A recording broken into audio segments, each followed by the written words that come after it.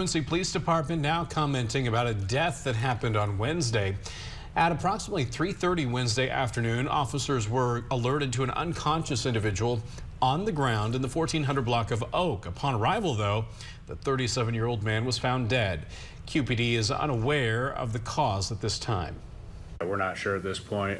There was nothing that made it look like there was anything particularly suspicious as in foul play. So it could be something health related, weather related, or something like that.